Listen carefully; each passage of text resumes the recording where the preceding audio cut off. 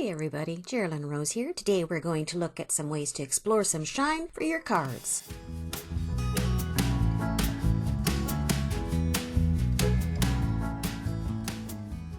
This was a card I had done for one of the color throwdown challenges. Yellow, green, and aqua were the colors that we were using. I've got some turquoise foil that I thought would work well as a background with the spiral ball hot foil plate. So grabbed out the old glimmer machine, heated her up. I'm checking my hammer mill paper there to find out which side is the smooth side, because that's the one that you want to be down. Remember that you want the pretty side of your hot foil plate kissing the pretty side of the foil. This is how slowly I run it through my Big Shot. That way it won't hopefully get a double transfer of the foil. That is the foil reveal once it's cooled down. I had a little bit of overfoiling, so I just grabbed out one of my nail block erasers, buffers, and sanded her down.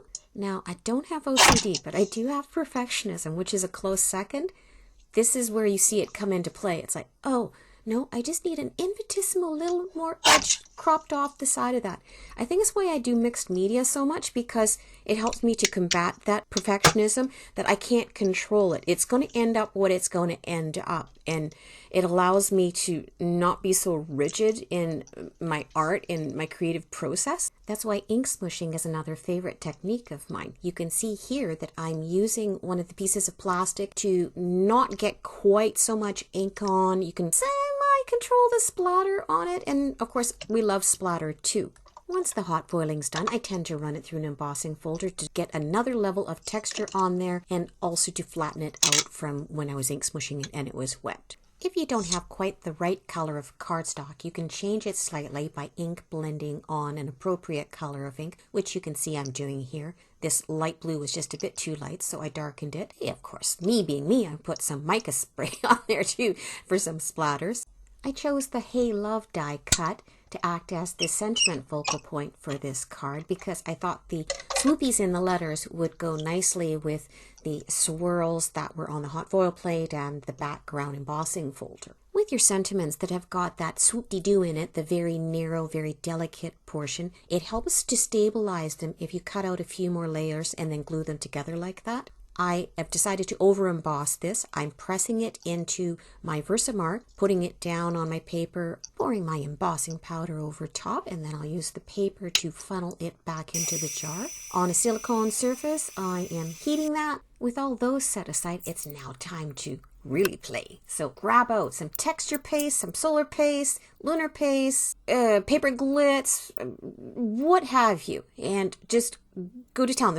The first panel, I was putting down blobs of paste before grabbing out my broad spatula to spread it out. And you want it really quite thin, because you are going to end up die cutting this and it can't be too thick. The second panel, I put the paste on the broad spatula first, so that they're going to blend as I'm putting them down.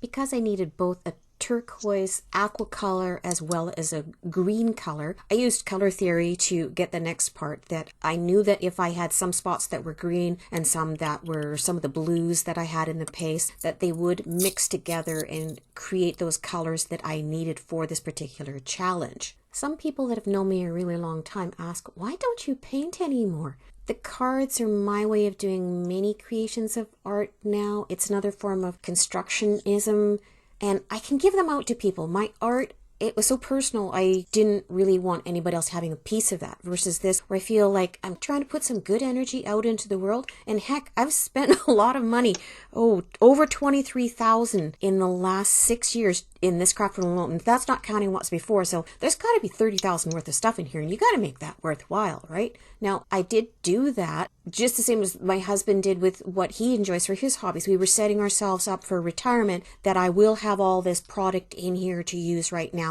that we're retired. You got to keep your mind young, right? Keep doing new stuff with it. Speaking of which, I wanted to see what would happen if I added shine on top of shine, and also catch the portions of the paper that hadn't actually gotten any of the paste on. I sprayed on some mica spray, each with their colors that should be for each of those panels. Spritz some water over top to get them to run and blend out a little bit more across the panel. Let them dry. Let them dry a really long time. It might have been even overnight. I knew that I was going to be running these through the die cuts. I've done it once before where I didn't have my paste quite dry, and it gummed up the die cut on the inside. And that was fun cleaning that out. When everything was ready, I cut out sections of the portions I liked the best on how the colors had blended, put them down over either the leaf section or the flowers section of the die cut, ran them through. You can see that I was having to pick one of them out that wasn't quite dry. It was probably a thicker section of paste with my scissors, or use a pick tool or something else like that. I have been asked what I do with the white edges from die cuts, either on like the sentiments or the flowers or whatever it is that you're die cutting out. This is one of the ways that I deal with it. I grab out one of my ink blending brushes and I bring back in either the oxides or one of the normal inks and go around the edge to change it to the color that's on the top. In this situation, this helps as well too, to put a yellow edge all the way around because it has white spots in it. And in nature, quite often, flowers, right before they die, you know how they fade out and they get all white along the edges? Well, you don't want it looking like it's going to be a just about dead flower, right? Some other techniques that you could use to hide those white die cut edges.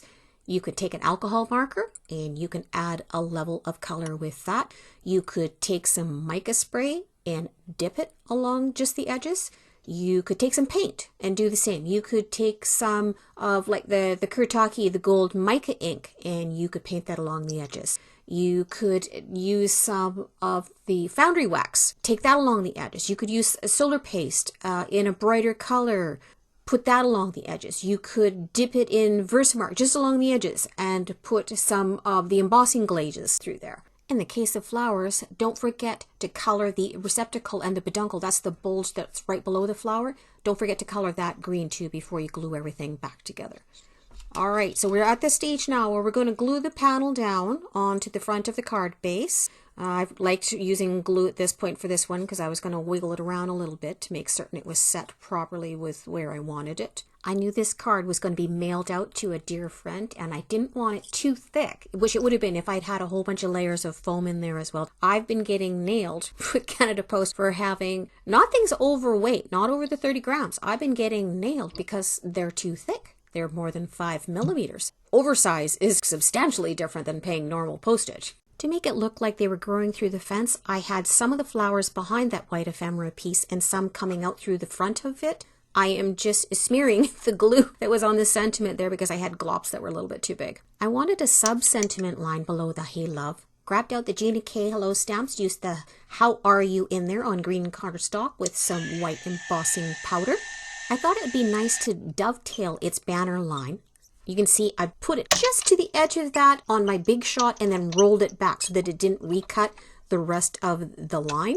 There's another piece of cardstock behind it cut just inside the edge of the banner on top. As I said before, this is going through the mail, so I wanted it to be a little bit more stable, but I didn't want it to be really thick. We'll pop over to getting the inside of the card done now, pulling out the Life is a Party stamp, using a really light aqua ink, making certain the card's tucked right into that bottom corner so that it doesn't shift. I stamped it a second time because with those lighter inks, you can build the color up so that you can see it by doing those second copies. With most company stamps nowadays, you've got the option of choosing which secondary lines that you want because they'll place quite a few within each stamp. I chose out one of those for the top. I've got another one for the bottom of the inside of the card there. Remember for those ones with the really fine lettering that you just want to press really lightly on them too so that you don't squash them too much. And I of course have to put some X's and O's in there. Custom stamp on the back. Remembered at this point that I've got one last flower left over. That'd go really well over top of those X's and O's. Got it in place. And once I've decided, it's going to get squashed down with the squash roll there. Last thing, throw some embellishments on the front. We've got some Pink Fresh Studios, the ombre sparkly drops. So there's another element to shine in there for this card. Gluing those down into place. And that takes care of the shiny bling bling requirement for this card. There we be. All right, everybody. Thanks so much for watching. You guys all go out, get some crafting done, get some creating done.